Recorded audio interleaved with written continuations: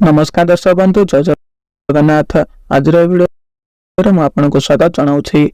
आज मुझे सकाशे नहीं आसी देश विदेश कतोटी बछा बछा मुख्य खबर गुड़िक जो अंतर्भुक्त पीएम किसान योजना आरंभ कर कालिया योजना, राशन कार्ड, ई श्रम कार्ड और आज पाणीपाग भाया मुख्य खबर गुड़िक अंतर्भुक्त।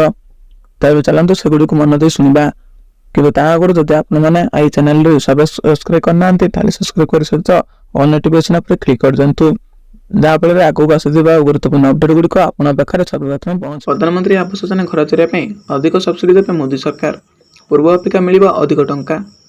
घर तैयारी करने को चाहूबा लोक आसी एक बड़ खुशी खबर।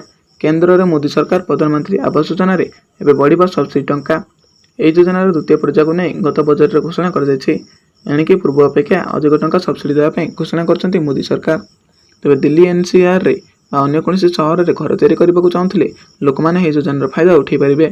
एणिकी सहर में middle income class income slab और आर्थिक दुर्बल लोक केन्द्र सरकार तरफ मिलुवा सहायता राशि वृद्धि होगा जाऊँगी। एथि नुआ गाइडलाइन रे कैबिनेट नोट प्रस्तुत कर चलित मासरे यह नेट को केन्द्र कैबिनेट बैठक में रखा प्रस्तुत रही। वर्तमान ईडब्ल्यूएस कैटेगोरी आसुवा समस्त परिवार को घर तैयारी करने सरकार तरफ 1.5 लाख टंका आर्थिक सहायता प्रदान कर। तेज केन्द्र कैबिनेट बैठक में मंजूरी मिलिया पर अगस्ट मासर ही पीएम आवास योजना 2.0 रु नुआ गाइडलाइन लागू कर वरिष्ठ शुणाइले खुशी खबर। 6टी रेल प्रकल्प ओडिशा को मंजूरी। ओडिशार रेल इतिहास प्रथम थर 15,004 कोटी टंका व्यय 6टी गुरुत्वपूर्ण नूतन रेल प्रकल्प निर्माण करने को जाऊँगी। यह संपर्कित प्रस्ताव केन्द्र कैबिनेट द्वारा अनुमोदित होइछि। शुक्रवार प्रधानमंत्री नरेंद्र मोदी अध्यक्षतार गठित केन्द्र कैबिनेट रे अर्थनैतिक कमिटी बैठक ओडिशार 6टी समेत समुदाय 8टी रेल प्रकल्प निर्माण प्रस्ताव को मंजूरी मिली।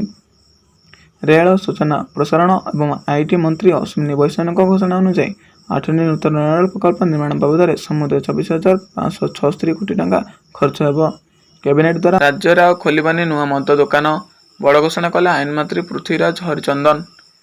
आईन मंत्री पृथ्वीराज हरिचंदन का बड़ बयान। राज्य में खोलवानी आ नुआ मद दुकान सरकार एने निष्पत्ति नहीं मंत्री सूचना देते। से कहते चोरा मद किपर बंद हो से नहीं बड़ चैलेंज रही।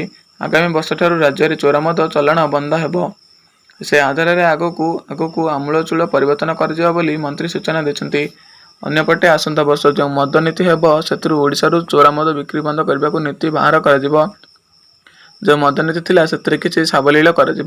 अन्यपटे जो किसी समस्या रही किपरि सुचारू रूपे कर से दिगरे प्रचेषा कर आईन मंत्री पृथ्वीराज हरिचंदन कहते। परवर्ती खबर। बांग्लादेश रे टार्गेट रे हिंदू जीवनों पर होचे आक्रमण। हिंदू को न्याय केबे। टार्गेट रे हिंदू। बांग्लादेश हिंदू मान होचे आक्रमण। सोशल मीडिया पोस्ट देखिले आपण लोम टांगुर उठिबो। हिंसा और अग्निकांड मध्य दुष्कर्मकारी माने वर्तमान संख्यालघु हिंदू मान टार्गेट करने आरंभ कर देछंती। एह अंचल में सामिल होता हिंदू छुआ भी टार्गेट करछंती। घर गोड़े निया लग जाइए। दुकान रे लुट होउछि। 27 जिले में हिंदू मान घर और दुकान को टार्गेट कर लोक मैंने कहते सांप्रदायिक आक्रमण होता नथिबा कौनसी अंचल किंबा जिला बाकी नहीं। घर और व्यवसाय प्रतिष्ठान उपरे आक्रमण विषय देशर विभिन्न स्थान निरंतर रिपोर्ट आसुछि। बांग्लादेश हिंसा जारी रही। प्रबल अग्निकांड मध्य परिस्थिति अत्यंत खराब हो जाइए। शेख हसीना प्रधानमंत्री पदर इस्तीफा दे देश छाड़ा पर विभागारी मैंने स्थिति असंभाल कर। एसहित परिस्थिति एत खराब होइछि जे देशर हिंदू मानकर घर और व्यवसाय प्रतिष्ठान को टार्गेट कर मूल्यवान सामग्री लुटि नियाउछि। एसहित सारा देश में मंदिर भंग